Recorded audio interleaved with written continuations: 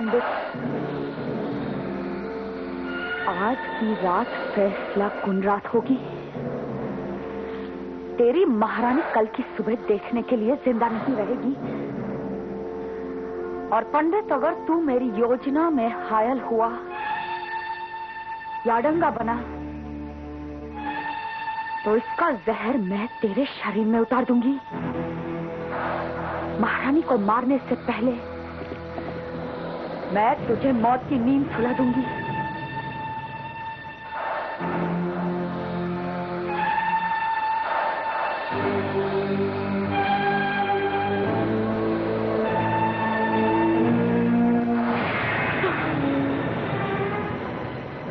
सभ्या, विषकन्या,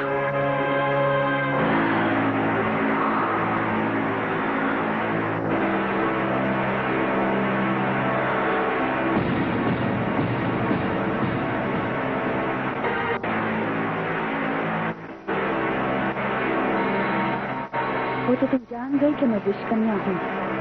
कौन हो तुम? तुम सभ्या नहीं हो सकती। तुम्हारी हकीकत क्या है बताओ, वरना तारा ये खंजर तुम्हारे सीने के आर पार कर देगी। तारा, अपनी जबान को लगाम दो। तलवार की धार पर चलने वाले खंजर से नहीं डरा करते, और आइंदा सभ्या से गुस्ताखी करने की हिम्मत नहीं करना। तुम सभ्या नहीं, एक विषकन्या हो। तारा तुम्हारी हकीकत जानकर रहेगी और तुम्हें तुम्हारी हकीकत बतानी पड़ेगी। खंजर तो मेरे पास भी है तारा, लेकिन मौत एक ही होगी और वो होगी तुम्हारी। मौत किसकी होगी ये तो मेरा खंजर अभी तय कर सकता है, लेकिन अभी मुझे तुम्हारे वजूद का राज जानना है। तुम्हारी बेचैनी तुम्हारी बुज़दिली का सबूत है तारा, और विषकन्याओं को ये शोभा नहीं देता। अगर मेरे वजूद का राज जानने से तुम्हें चैन मिलेगा तो आओ मेरे साथ।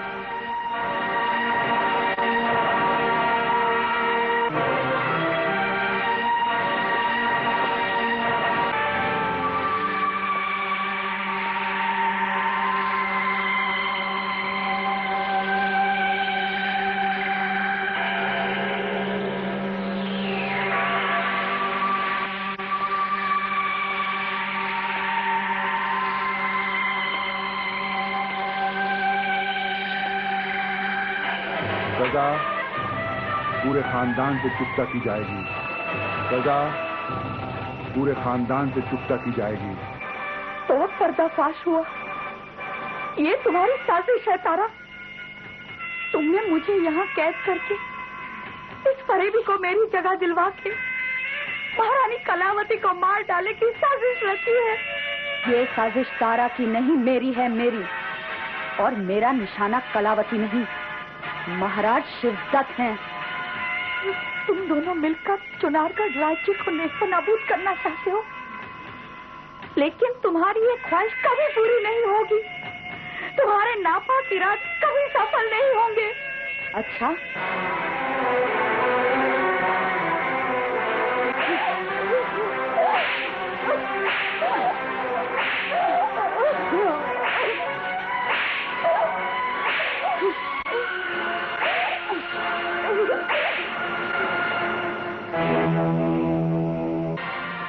मेरा निशाना कलावती नहीं, महाराज शिवदत्त हैं। तुम दोनों मिलकर चुनारगढ़ राज्य को नेस्तनाबूद करना चाहते हो, लेकिन तुम्हारी ये ख्वाहिश कभी पूरी नहीं होगी। तुम्हारे नापाक इरादे कभी सफल नहीं होंगे। अच्छा,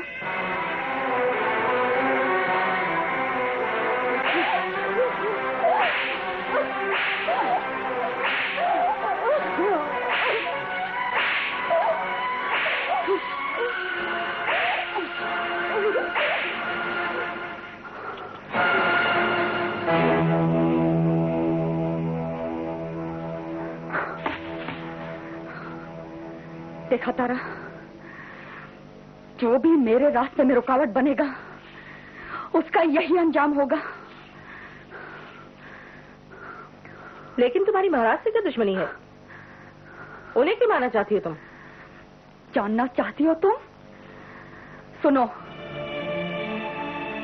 मेरी दास्तान यही इसी चुनारगढ़ से 20 साल पहले शुरू हुई थी। अमरपाली, बल्लमगढ़ की कूटनीति के तहत हमने गोला बारूद, तोपें, बंदूकें नहीं रखी। दूसरी रियासतों को फतेह करने के लिए हमने तुम जैसी खूबसूरत और घातक विषकन्याओं की फौज इकट्ठा की है। अमरपाली, हमारा आदेश है कि तुम चुनारगढ़ जाओ और वहां के महाराज देवी दत्त के शरीर में अपना विष उतारकर उसके सारे खानदान को खत्म कर दो। अमरपाली, तुम हमारी विषकन्या ही नहीं, हमारी तलवार हो। नाकामयाबी का अंजाम तुम बाखूबी जानती हो। सजा पूरे खानदान से चुकता की जाएगी।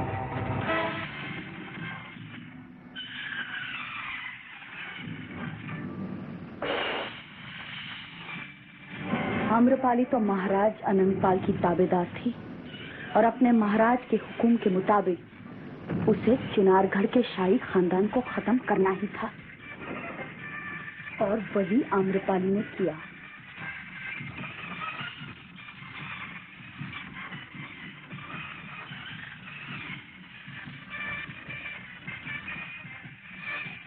ये आसान काम नहीं था तारा, और आखिर एक रोज आम्रपाली ने महाराज देवी दत्त को अपने आगोश में लेकर उन्हें खत्म कर ही दिया।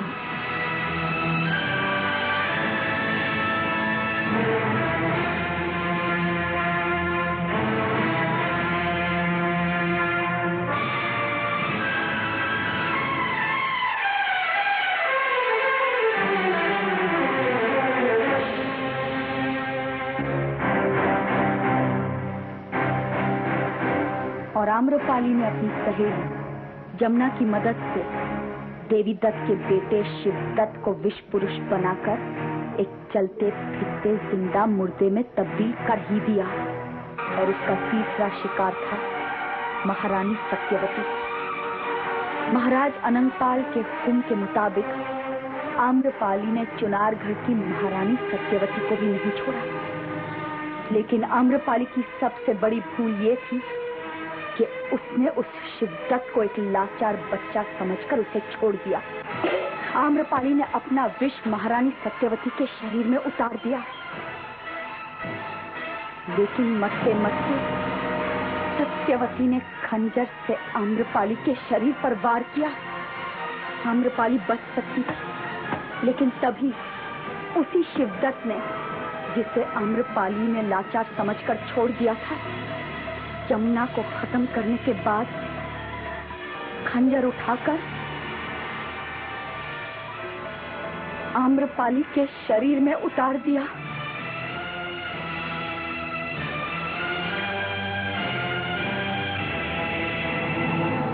और उसे मौत की नींद सुला दिया।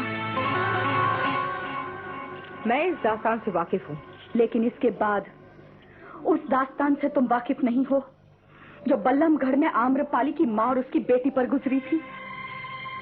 विषकन्या आम्रपाली ने फर्ज के तहत अपनी जान की कुर्बानी दे दी, लेकिन उस कुर्बानी का जो सिला बल्लमगढ़ के महाराज अनंगपाल ने आम्रपाली के घर वालों को दिया, वो जुल्म और तबाही की एक और भयानक दास्तान है।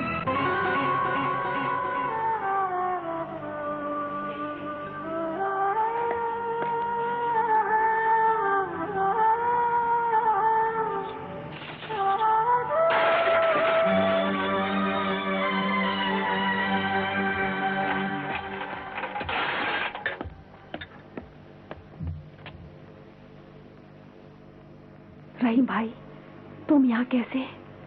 महाराज सिवाय मौत के और दूसरी कोई सजा देंगे ही नहीं। अब क्या करें? मैंने आप लोगों के फरार होने का इंतजाम किया है। आप दोनों जल्द से जल्द यहाँ से निकल जाइए, उस खुफिया दरवाजे से। चलिए चलिए जल्दी चलिए। चल बेटी, चलिए। रुकिए रुकिए।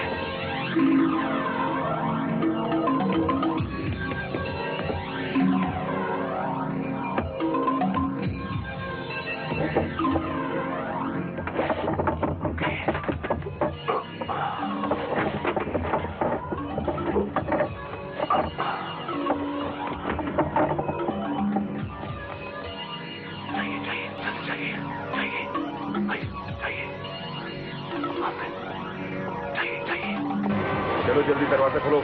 हाँ। इन्हें महाराज के पास ले जाना है। जी।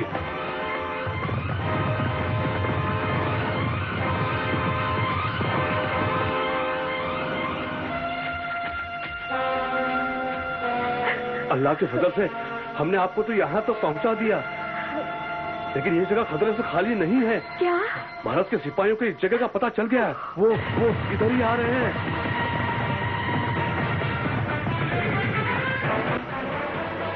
बेहतर होगा आप दोनों यहाँ से जल्द फरार हो जाएं। रहीम भाई, आप फरार होने से कोई फायदा नहीं।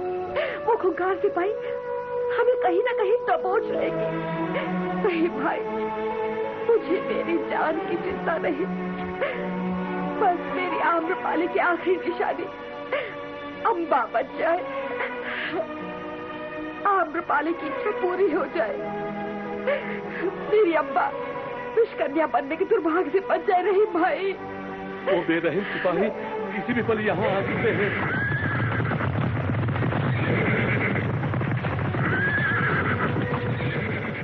रहीम भाई, आपने बहुत उपकार किए हैं हम पर, बस एक उपकार और कर दीजिए। क्या? अवंतीपुर में आम्रपाली की बहुत गहरी सहेली जो मंगला रहती है, वो बहुत मशहूर नर्तकी है। रहीम भाई, मैं उसके नाम एक चिट्ठी लिख देती हूँ, आप अम्बा को उसके पास ले जाइए। मुझे पूरा यकीन है रहीम भाई कि वो मेरी अम्बा को अपनी बच्ची की तरह पालेगी। चला लो इस घर को। तुझ में मुझे आम्रपाली की बहुत गहरी सहेली जो मंगला रहती है, वो बहुत मशहूर नर्तकी है। रहीम भाई, मैं उसके नाम एक चिट्ठी लिख देती हूँ, आप अम्बा को उसके पास ले जाइए। मुझे पूरा यकीन है रहीम भाई कि वो मेरी अम्बा को अपनी बच्ची की तरह पालेगी।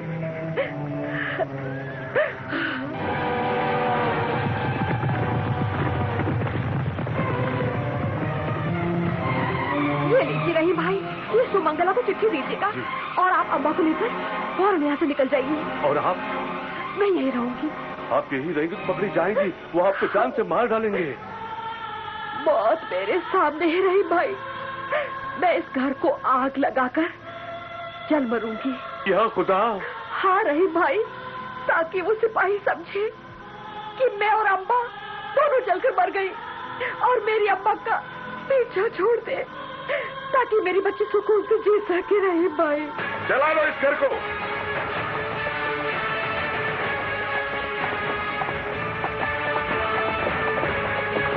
नानी माँ, मैं तुमको छोड़कर नहीं जाऊंगी। तुझे जाना होगा तो अपनी नानी का कहना नहीं मानेगी। रहीम भाई, फौरन निकल जाइए, रहीम भाई, निकल जाइए रहीम भाई।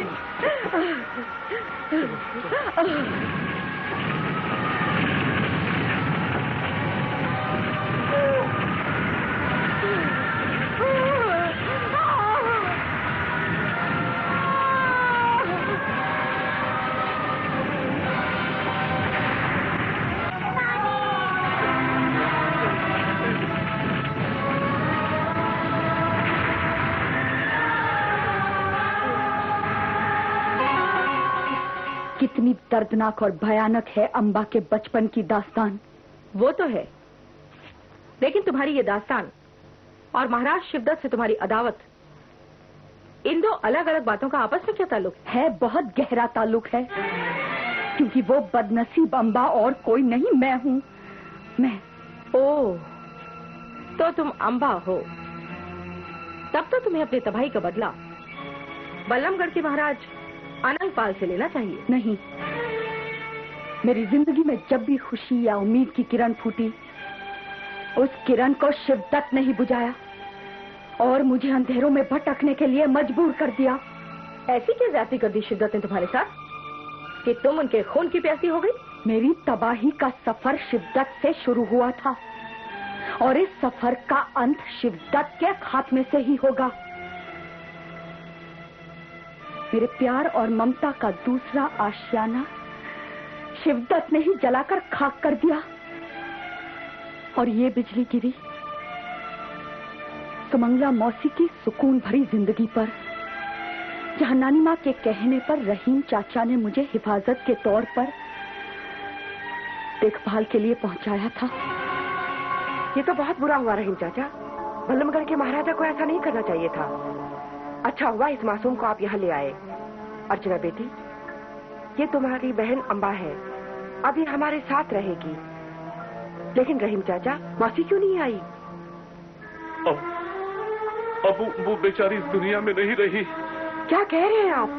यकीन कीजिए, उन्होंने अम्बा को बचाने और आम्रपाली का ख्वाब पूरा करने के लिए अपनी जान कुर्बान कर दी। उनकी आखिरी ख्वाहिश थी कि आप इस मासूम बच्ची अम्बा को सहारा दें। अम्बा मेरी बच्ची जैसी है रहीम चाचा। इस मासूम को सहारा मैं दूंगी और रक्षा करेगी देवी माँ।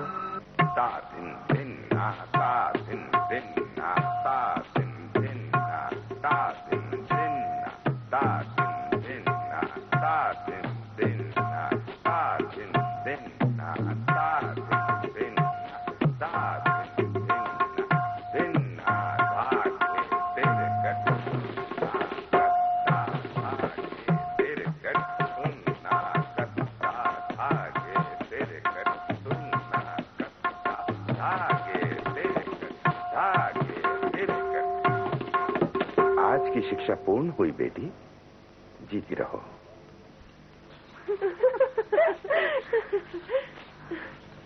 नर्त की अर्चना, आपकी शोहरत अवंतीपुर महाराज तक पहुंच चुकी है।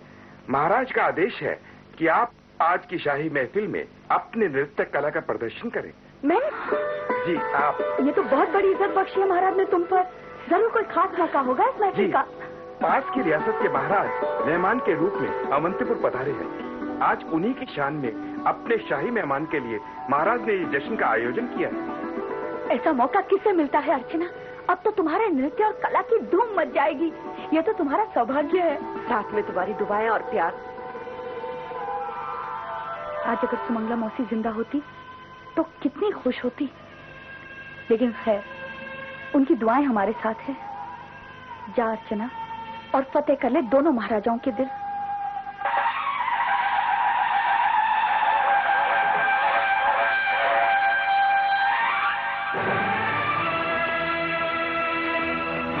मित्र हो तो आप चाहे साथ रुक जाए, मगर याद रखिए, आपने आज शिवदत्त को बहिष्ठ कर देने का वादा किया है। फिर आप प्यासे नहीं रहेंगे मित्र। आप अपने आराम गृह में जाइए। ध्रुवचंद ने आपके लिए जिस लाजवाब नर्तकी को पेश किया है, उसके नृत्य से आपका मन भर ही नहीं सकता। जब तक आपकी इच्छा हो उसके नृत्य का आनंद उठाएं।